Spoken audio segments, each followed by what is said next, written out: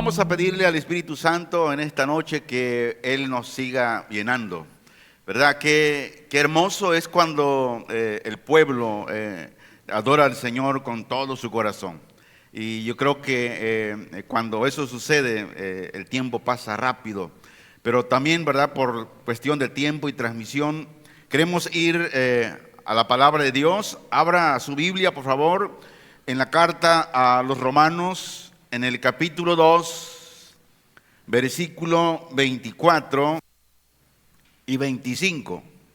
Vamos a esperar que el Espíritu Santo esté hablando a nuestra vida a través de la palabra. Dice así: en el nombre de nuestro Señor Jesucristo, siendo justificados gratuitamente por su gracia. Diga conmigo: por su gracia, mediante la redención que es en Cristo Jesús. Versículo 25.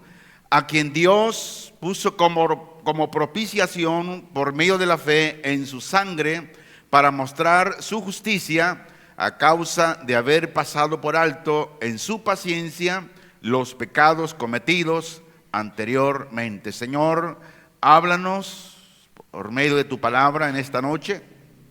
Y que si hay algo, Señor, en nuestras vidas que estorba para tener una verdadera relación, comunión contigo, Señor, queremos que sea quitado todo estorbo y tengamos la libertad, Señor, por medio del Espíritu Santo, para tener esa comunión íntima, personal, Señor, cada uno de nosotros contigo. Y tú seas exaltado, seas glorificado por los siglos de los siglos. Señor, habla a nuestros corazones, a los presentes en este lugar y también a los ausentes, pero que también están escuchando tu palabra a través, Señor, de esta señal. Que el Espíritu Santo lleve la palabra del oído al corazón y sea encarnada, Señor, y sea una palabra vívida en nuestros corazones, y que demos la luz, que somos la luz de Cristo, la luz del mundo, Señor, alumbrando en medio de la oscuridad. Te lo pedimos en el nombre de Jesús. El propósito en esta noche es mostrarle por medio de la palabra que la salvación, dice la Biblia, que es solo a través de la fe en nuestro Señor Jesucristo. Nosotros enseñamos en este lugar que la iglesia nos salva, el lugar, el ministerio nos salva, el que salva es Cristo a través de la fe en Él. Y como tema le puse por nombre: somos justificados gratuitamente por su gracia. Y queremos continuar en esta serie que le puse por nombre Los beneficios de la gracia. Hoy vamos a ver la parte número 2. ¿Qué es la gracia? ¿Qué entendemos por la gracia? Según la Biblia dice que la gracia se está refiriendo al amor y favor inmerecido de Dios hacia la humanidad. El miércoles pasado estuvimos viendo los beneficios de la gracia, que es la salvación. Hoy estaremos viendo los beneficios emocionales y sociales que nos da la gracia, cuando esa gracia viene a nuestras vidas por ese amor de Dios. Y el primer beneficio emocional y social que nos da la gracia cuando viene a nosotros es la paz y la tranquilidad. Dice Romanos capítulo 5, versículo 1 y versículo 2, hablando de la paz y la tranquilidad que la gracia nos da, dice: justificados pues por la fe, tenemos paz para con Dios por medio de nuestro Señor Jesucristo. Versículo 2. Por medio del cual hemos obtenido también entrada por la fe a esta gracia, en la cual estamos firmes, y nos gloriamos en la esperanza de la gloria de Dios. Dice la Biblia que ahora, siendo justificados por la fe, ahora dice que esa misma fe, esa justificación que es por medio de la fe en Cristo Jesús, nos da paz con Dios por medio de nuestro Señor Jesucristo. Y la Biblia dice que es por medio de esa justificación y esa fe que tenemos acceso a esta gracia en la cual estamos firmes. Por eso es importante saber y tener bien grabado esto, que la persona que salva, verdaderamente salva, se mantiene firme. ¿Por qué? Por la gracia de Dios. Si alguien un día estuvo en un lugar cristiano y ahora ya no está, la Biblia dice que esa persona nunca nació de nuevo y que la gracia de Dios aún no ha estado en él. Porque si hubiera estado la gracia en él, esa persona permaneciera firme en la gracia, firme en esa salvación que Cristo nos da a través de ese amor inmerecido que es la gracia de Dios a nuestras vidas. Por lo tanto, cuando somos justificados, dice la Escritura que Dios nos declara justo ante Él. No somos justos porque nosotros busquemos esa justicia. Somos justos porque Dios nos declaró así, justo. Y cuando hablamos de esa justicia de Dios, es algo que solamente Él puede dar a la persona que recibe la gracia de Dios. Y esa justificación que Dios nos da, que nos justifica, dice que nos da fe, nos da confianza en Jesucristo, la justificación. Y no solamente eso, sino que también nos da paz y nos reconcilia con Dios, la justificación. Cuando nosotros estábamos sin Dios y sin esperanza, no teníamos justificación y por lo tanto estábamos separados de Dios. Pero mire, ahora que Dios nos ha justificado, nos da fe y confianza en su Hijo. Y su Hijo nos da la paz que nos reconcilia con Dios. Él nos da gracia y favor inmerecido. Nos da esperanza en la gloria futura. Y el mensaje de la Biblia es que el hombre, el ser humano, confíe en Jesucristo como su Señor y Salvador. Y luego invita al hombre que busque la paz con Dios. ¿Y cómo podemos buscar la paz con Dios? Por medio de la palabra y por medio de la oración, mi relación, mi comunión con Dios. Dios quiere que todos vivamos una vida de agradecimiento y así de obediencia a Él. Pero también quiere que compartamos el mensaje de salvación con otros. Dice el Señor, da de gracia lo que de gracia ha recibido. Entonces es importante que nosotros como parte de la iglesia en toda la tierra compartamos la salvación, salgamos y hablemos de Cristo. Segundo beneficio emocional y social de la gracia es la confianza en Dios. El Salmo 23:4 dice: aunque pase por valle de sombra de muerte, no temeré mal alguno, porque tú estarás conmigo. La gracia nos da confianza en aquel Creador divino, el que nos formó, el que nos creó, el que nos da vida. Dice que esa gracia nos da confianza en Él. Y en este salmo, el rey David lo escribe expresando una confianza total en Dios como su pastor y su protector. ¿Qué es el valle de sombra de muerte? Mire, el valle de sombra de muerte. Grábese la palabra sombra. La sombra no es nada más que la sombra o la imagen de algo que refleja esa sombra. Pero ¿qué es el valle de sombra de muerte? son las dificultades, son los momentos difíciles y esos momentos peligrosos que como cristianos o como seres humanos pasamos todos los días. Dijo el salmista David: no temeré. ¿Por qué no temía?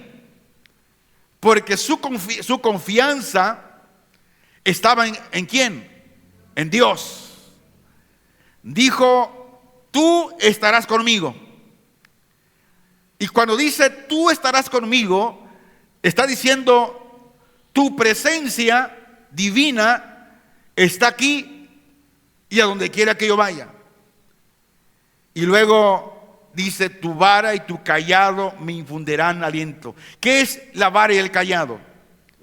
Son símbolo de protección y guía divina. Por lo tanto, el cristiano debe estar seguro que Dios siempre está presente en momentos de pruebas, en momentos de dificultades. ¿Por qué? Porque dice que Él protege y guía a sus hijos que confían en Él. ¿Cuántos confían en Dios? Dios está ahí. ¿Por qué? Porque la confianza en Él disipa, quita el miedo. Y su presencia, la presencia de Dios en nuestra vida, es fuente de consuelo. Dios quiere que confiemos en Él en momentos de crisis. ¿Qué crisis usted está pasando? ¿Qué situación está viviendo? Dice el Señor: confía en mí. Dios quiere que busquemos su guía. Dios quiere que busquemos su protección. Dios quiere que mantengamos la fe en su presencia. Y sobre todo, que aprendamos a encontrar consuelo en su palabra. Grábese esto: mantener la fe en su presencia.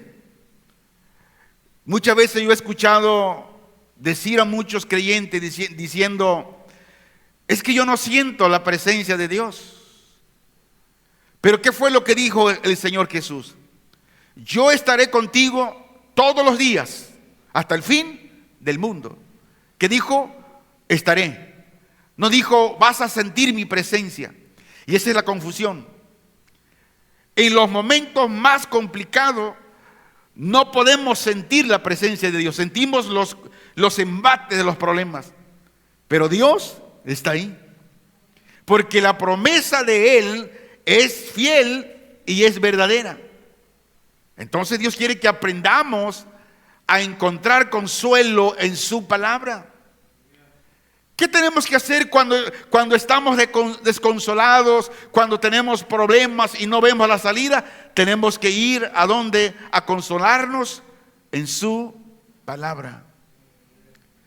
Tercer beneficio emocional y social de la gracia es amor y aceptación incondicional. Dios nos ama como somos pecadores. Más aún, así Dios nos ama. Primera de Juan capítulo 3 versículo 1. Y aquí el apóstol Juan nos hace una invitación y dice: mirad, qué amor tan sublime nos ha dado el Padre, para que seamos llamados hijos de Dios. Por esto el mundo no nos conoce, porque no le conoció a Él. Hermanos, qué Dios tan amoroso como Dios nuestro Señor nos ha dado ese amor hacia nosotros los pecadores, siendo indignos, inmerecedores de esta gracia que Él nos ha dado. Y el apóstol Juan escribe a la iglesia primitiva enfatizando la importancia de la fe, la importancia del amor y sobre todo la importancia de la obediencia a Dios. Ahora, muchas veces hablamos del amor, pero ¿qué es el amor de Dios? Según la Biblia dice que el amor de Dios es la manifestación del cariño y favor divino que el hombre no se lo merece. Pero más sin embargo, ese amor divino lo demostró en la cruz, su Hijo. Y este amor divino nos lleva ahora a tener una relación íntima entre Dios y nosotros los creyentes. Por eso la misma Biblia dice que debemos amarnos los unos a los otros. Debemos tener esta comunión así como con Dios, como con nuestros hermanos, otros creyentes de otras congregaciones. Debemos amarnos, orar los unos por los otros. ¿Por qué? Porque si Dios nos ama incondicionalmente, ¿por qué nosotros no debemos amar a nuestros hermanos aún en sus errores? En vez de criticarlos, en vez de hablar mal de ellos, tenemos que amarlos incondicionalmente, como son. ¿Cómo son? Como son. Pero la Biblia dice que yo siendo un pecador, como todos los hombres, Dios me ama incondicionalmente. Entonces yo también tengo que amar a mi hermano, al prójimo, incondicionalmente. Que si aunque Él no me ama, yo tengo que aprender a amarlo a Él y invitarlo a través del amor que yo le doy hacia Él, para que también Él me ame a mí. Porque es lo que dice la Biblia, que tenemos que amarnos los unos para con los otros. Y con ese amor incondicional que Dios nos ha dado, somos sus hijos mediante la fe, y su amor nos transforma la vida.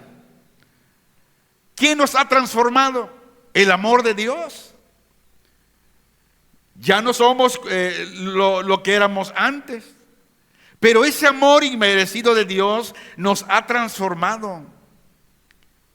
Ahora, la pregunta es, ¿estamos reconociendo y obedeciendo el amor de Dios?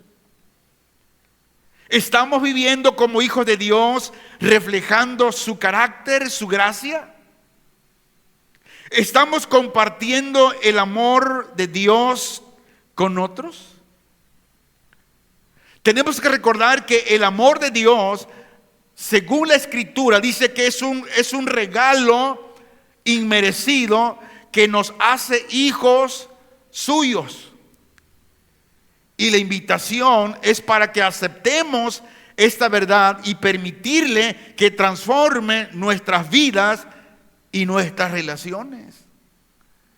A veces hay relaciones rotas entre mismos cristianos que no se hablan, no se llevan. Y ese amor inmerecido que Dios nos ha dado, tenemos nosotros también que amar a Dios y amar a nuestros hermanos. Decirle a Dios: Señor, transforma mi vida cada día, y si alguna relación con alguien de mis hermanos está rota, Señor, restaura esa relación. ¿Por qué? Porque dice la misma Escritura que si decimos que amamos a Dios, que no lo vemos, y a tu hermano que lo miras, no lo amas, dice, entonces somos mentirosos. Y la Biblia nos anima hoy en esta noche que le pidamos al Señor que transforme nuestras vidas y relaciones con nuestros hermanos. Cuarto beneficio emocional y social de la gracia: tenemos unidad con otros creyentes por medio de su Santo Espíritu. Efesios capítulo 2, versículo 14 y 16. Dice así la bendita palabra del Señor. Porque Él es nuestra paz, que de ambos pueblos hizo uno, derribando la pared intermedia de separación, aboliendo en su carne la enemistad, la ley de los mandamientos expresados en ordenanzas, para crear en sí mismo de los dos un solo y nuevo hombre, haciendo la paz. Versículo 16. Y mediante la cruz reconciliar con Dios a ambos un solo cuerpo, matando en ella la enemistad. Pablo está explicando la relación entre la fe, la gracia y la unidad en Cristo. ¿Qué es lo que hace la paz? La paz trae reconciliación y unidad en Cristo. Dice que nos hizo un solo pueblo. Ahora, judíos y gentiles estamos unidos en Cristo, siendo un solo pueblo. Lo voy a decir de otra manera. También hay muchas congregaciones en todas partes. Por ejemplo, aquí en Acapulco hay cientos de congregaciones. Pero escuche esto. Pero todos aquellos creyentes que son comprados y lavados con la sangre de Jesucristo, ¿qué son para nosotros? Nuestros hermanos. Y somos un solo pueblo. Por lo tanto, no hay pared de separación entre culturas y creencias. Somos nuevas criaturas en Cristo, por la gracia de Él. Y por su gracia, Dios nos ha dado la reconciliación de la relación con Él. ¿Quién es ahora nuestra paz y nuestra unidad? Es Jesucristo. Por eso, en todas las congregaciones cristianas en Acapulco, debemos tener paz y unidad, hablando en la palabra. ¿Quién es la paz y la unidad? Es Jesucristo. Dice que la fe en Él derriba barreras y culturas religiosas. Y la cruz, donde Él murió, es el medio de reconciliación con Dios. Y ahora la unidad en Cristo crea un nuevo pueblo y la reconciliación restaura la relación con Dios. Ahora lo voy a aplicar también de otra manera. Nuestra relación que tengamos con nuestros hermanos en la congregación, esto va a restaurar todo aquello que está roto. La relación, o más bien la reconciliación, restaurará nuestra relación. Es importante que como hermanos tengamos esta reconciliación con nosotros, que nos vemos, nos palpamos, nos saludamos y luego reconciliación con el Señor. Ahora debemos buscar la unidad con otros creyentes. Y esa unidad solo se logra cuando el creyente reconoce la autoridad de Jesucristo. Y solo así podemos derribar barreras culturales y religiosas. Mire, el deseo de Dios es que vivamos como lo que somos. ¿Qué somos? Dice la Biblia que somos nuevas criaturas en Cristo. Y ahora tenemos que compartir este mensaje de la reconciliación, que somos nuevas criaturas en Cristo Jesús.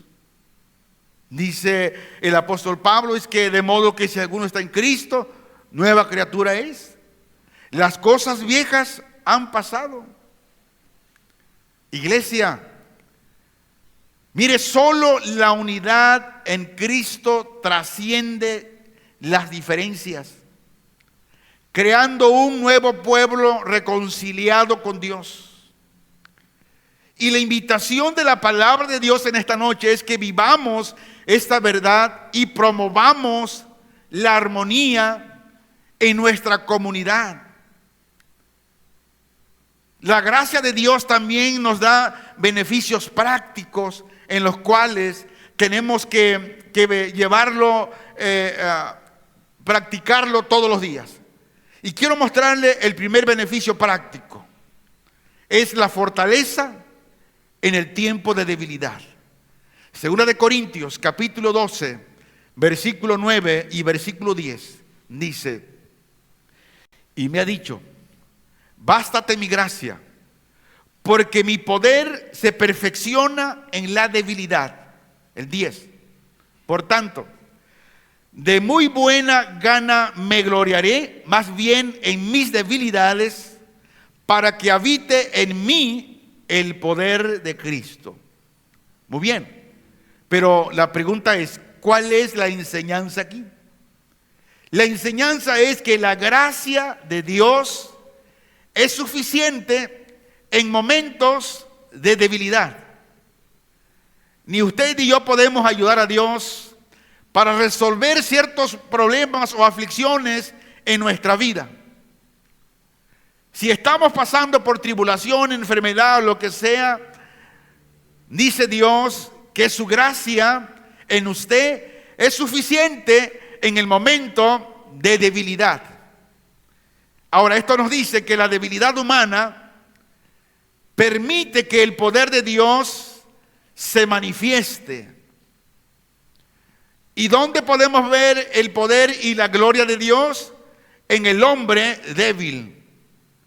Nos habla de que la dependencia de Dios es nuestra fuente de fortaleza. ¿Recuerda usted que hace unos meses atrás, un mes, no recuerdo, yo les comentaba, le compartía un sueño que Dios me había dado? Que veníamos a la oración y que uno de los pastores venía adelante, y cuando se regresa corriendo hacia mí, le digo, ¿qué le pasa, pastor? Y veo que se trapa en una barda queriendo escapar. Le digo, es que viene un animal. Entonces yo corrí hacia adelante donde él me señaló, y sí vi un animal que se transformaba en diferentes animales. Y dije en el sueño, tú eres Satanás. Y empecé a reprenderlo en el sueño. Y en eso suena mi despertador, en la madrugada que me levanto a hablar con el Señor, y le digo, Señor, ¿qué es esto? Y Dios me lleva la palabra, porque esto es importante. Cada vez que pase algo así, vaya a la palabra y Dios le dirá qué es lo que está pasando, qué es lo que Él le quiere decir. Entonces Dios hablaba por medio de su palabra lo siguiente, y eso yo se lo compartí a usted como dando ese testimonio o ese aviso, que la iglesia iba a pasar por tribulaciones, diferentes pruebas, luchas. ¿Y qué ha pasado? 2 miembros de la iglesia en esa misma semana cayeron enfermos de gravedad y tenían que hacerle la cirugía, pero ya, que si no, patatús. Tu hermana Sari se enfermó también. Hay muchos en la congregación que hemos estado pasando situaciones así. Pero ¿qué hizo Dios? Dios nos avisó. Ahora, la pregunta es, y esto quiero aclararlo, ¿por qué Dios permite esto? ¿Porque estamos mal? No. Por ejemplo, cuando el Señor Jesús se fue a la barca con sus discípulos y el Señor permitió una gran tempestad, que se estaban hundiendo, y que los discípulos fueron con el maestro y el maestro estaba dormido y le dice: Señor, estás dormido y mira, ¿no ves que perecemos? ¿Qué fue lo que Jesús estaba haciendo con ellos ahí? Los estaba enseñando a confiar en Él. Jesús no mandó la tormenta porque ellos estaban haciendo algo malo, no. Sino que a través de las pruebas y las tormentas es como la fe crece. Porque confiamos en Él. Y esto es lo que nos enseña que dependamos de Dios. Que Él sea nuestra fuente de fortaleza. Pero también nos enseña que la humildad es esencial para recibir la gracia divina y que el amor de Cristo nos da fuerza en medio de toda adversidad. El amor de Cristo. Y como humanos tenemos que reconocer nuestras limitaciones. Y cuando reconocemos nuestras limitaciones, debemos buscar la gracia de Dios. Y como creyentes, confiemos en la suficiencia divina en los momentos de debilidad. ¿Por qué? Porque Dios será glorificado en nuestras vidas. Es importante aprender de nuestros errores y debilidades. Y luego buscar la fuerza en la dependencia de Dios. Y 2 de Corintios 12, del 9 al 10 que leímos, nos lleva a la siguiente reflexión: que la debilidad humana es una oportunidad para que el poder de Dios se manifieste.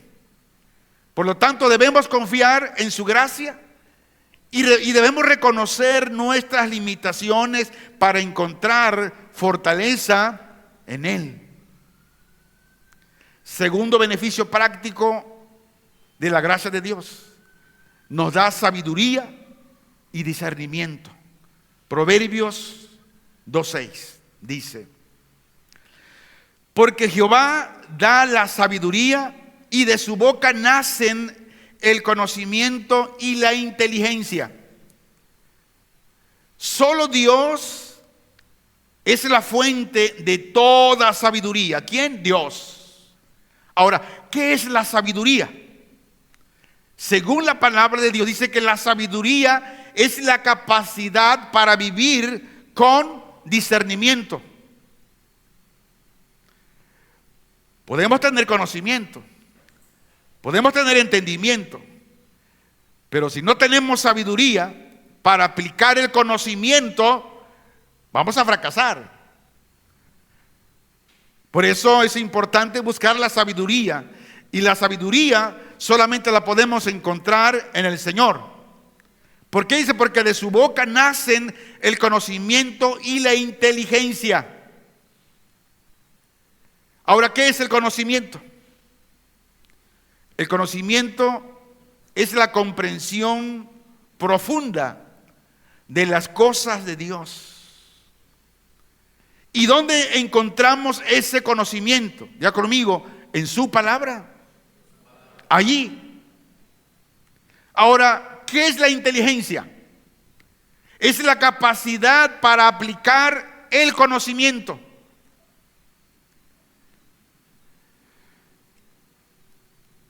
Cuando nosotros dedicamos ese tiempo para buscar sabiduría de Dios, Él nos da todas estas cosas.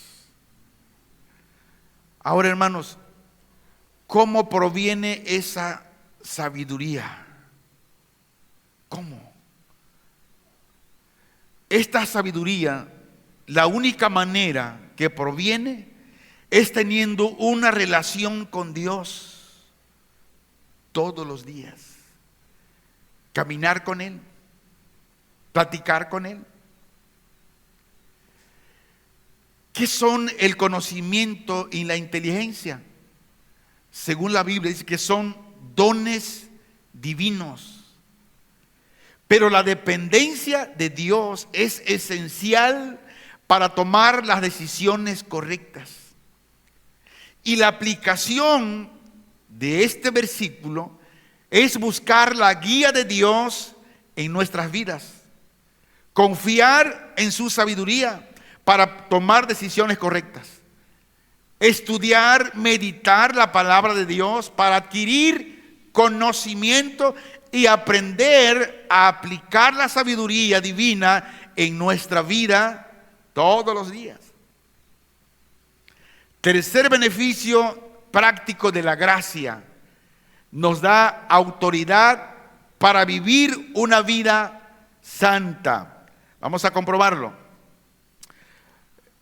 Segunda de Pedro, capítulo 1, versículo 3 y 4.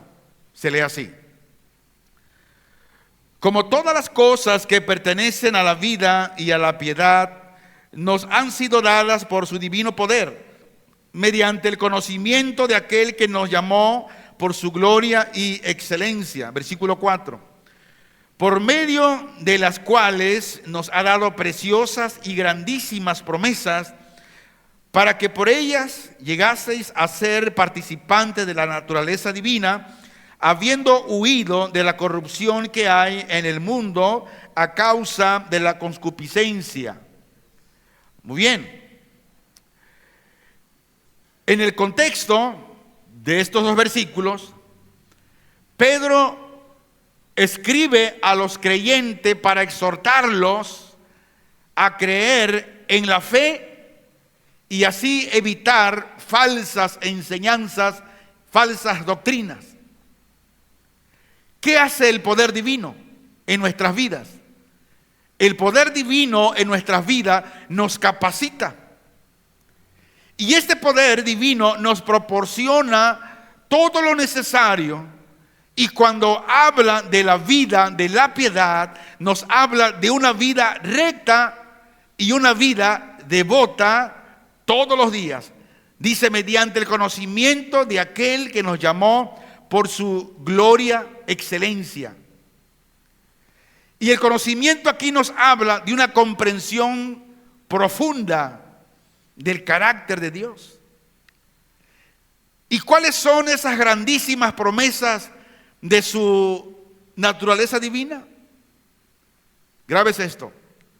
Son los compromisos o las promesas divinas que Dios ha prometido, ha dado a todos los creyentes. Y la enseñanza clave de estos versículos es lo siguiente: Dios nos provee todo lo necesario para que vivamos una vida piadosa. Y nos enseña que el conocimiento de Dios en nuestras vidas es fundamental para crecer en la fe. Y que las promesas divinas nos permiten participar de la naturaleza de Dios. Por lo tanto, la fe y la piedad son esenciales para la vida cristiana. Y Dios nos llama a reflejar su carácter. Y sale una pregunta muy importante: ¿confiamos en la provisión para nuestras vidas? ¿Buscamos conocimiento profundo de Dios? ¿O nomás vemos un versículo y pero no me gustó, paso al otro? ¿Estamos aplicando las promesas bíblicas en nuestras vidas?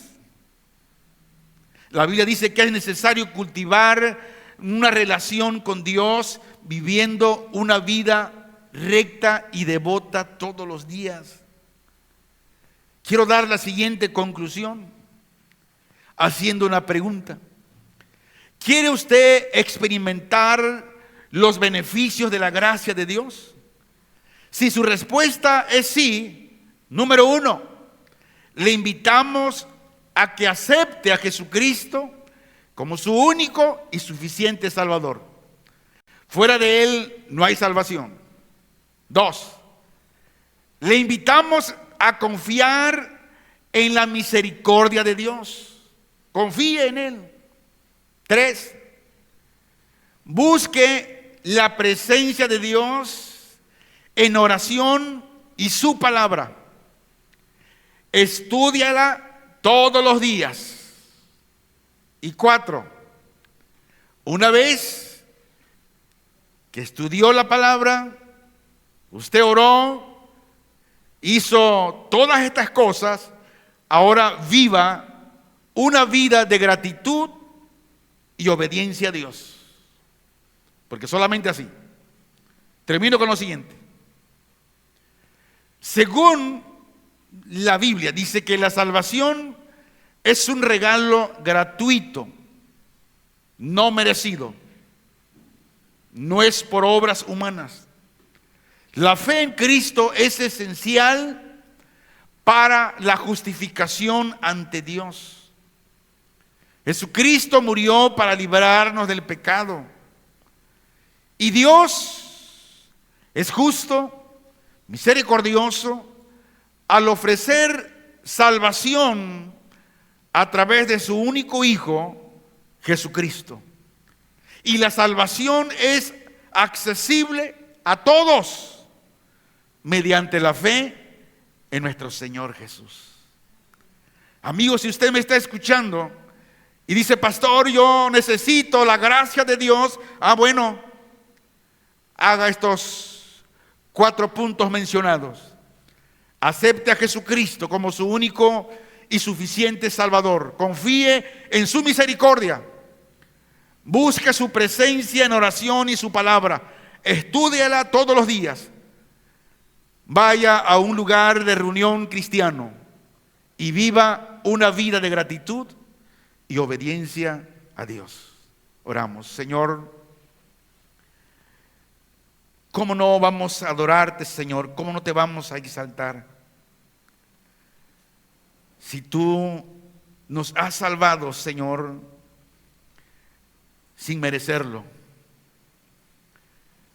Nos has dado este don inmerecido que es tu gracia. Somos justificados gratuitamente solo por tu gracia y nada más. Y te damos gracias por todos estos beneficios que tú das, Señor, a todo aquel que viene a ti, a todo aquel que tú traes, Señor, conforme el propósito de tu bendita palabra. Bendecimos y exaltamos tu nombre por lo que tú eres, el Dios eterno, el Dios incomparable, el gran yo soy, el Dios soberano, el Dios incomparable, el Dios omnisciente, el Dios omnipotente, el Dios omnipresente. Tú eres santo. Y como tú eres santo, Señor, tú también nos invitas a vivir una vida de santidad todos los días, sin la cual nadie te verá. Perdona, Señor, todo pecado cometido en este día. Y queremos, Señor, si alguien ha roto la relación contigo, hoy es el momento, Señor, de pedir perdón. Decir: Señor, perdona nuestros pecados. Y esa relación, Señor, sea nuevamente contigo. Te damos gracias en el nombre de Jesús, tu Hijo amado, Señor. Amén.